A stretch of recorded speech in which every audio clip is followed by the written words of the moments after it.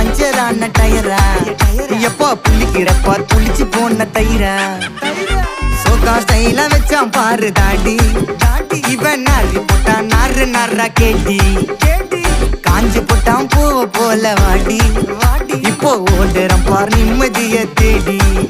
எப்பா இதுக்கு மேல தாங்காதுடா பாடி நீ தேஞ்சு போன விட்டு படம் சீடி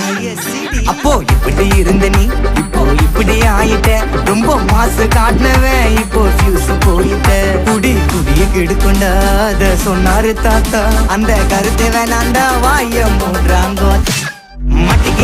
மட்டிக்கினாரு ஒருத்தரு